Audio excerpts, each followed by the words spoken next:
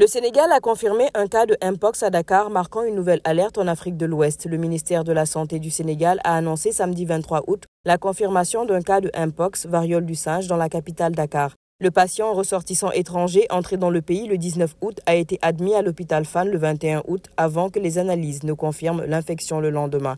Il est actuellement en isolement dans un état stable, selon les autorités qui affirment avoir pris toutes les mesures nécessaires pour éviter une propagation.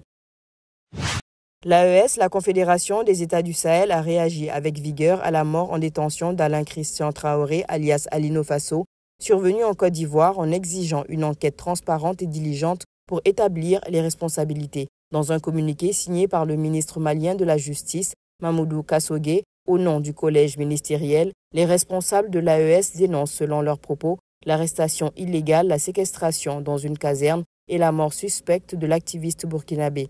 Ils présentent leurs condoléances à sa famille et réclament que les auteurs, co-auteurs et complices soient poursuivis. Le mardi 26 août marquait la fin des dépôts des candidatures à la présidentielle d'octobre prochain en Côte d'Ivoire. Le président Alassane Ouattara s'est rendu lui-même à la CEI, la commission électorale indépendante, pour déposer sa candidature. Il a par ailleurs lancé un message de paix en prélude aux échéances électorales à venir. L'élection présidentielle ivoirienne de 2025 a lieu le 25 octobre afin d'élire le président de la République de Côte d'Ivoire pour un mandat de 5 ans. Le président sortant Alassane Ouattara est candidat à un 4e mandat.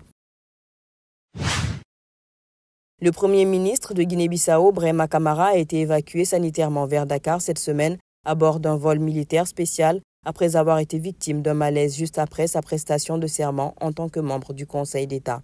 Pris d'une soudaine indisposition, le chef du gouvernement a été rapidement transporté à l'hôpital militaire principal de Bissau, où il a reçu les premiers soins. Les médecins militaires ont diagnostiqué une légère baisse de tension artérielle attribuée principalement à la fatigue accumulée, explique la source. Nommé le 7 août pour remplacer Ruiz Duarte de Barros, Brahima Camara, coordinateur du parti d'opposition MADEM G15, a pris ses fonctions le lendemain, à quelques mois de la présidentielle de novembre, où le président Embalo sera candidat. Jacob Zuma a réitéré lors d'une visite à Accra cette semaine son soutien au plan d'autonomie proposé par le Maroc pour le Sahara, présenté comme la seule voie crédible pour résoudre ce différend régional. Zuma a affirmé que cette option s'inscrivait dans une logique d'unité et de stabilité pour le continent africain.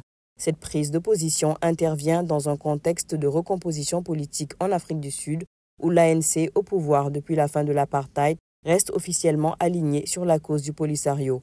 Mais la percée du parti MK, fondé en 1961 par Nelson Mandela, avant d'être absorbé par l'ANC, ouvre la voie à un débat plus large. Selon Zuma, un mémorandum interne adopté par son mouvement recommande de renforcer les relations avec Rabat et d'inciter Pretoria à reconnaître le rôle central du Maroc en Afrique.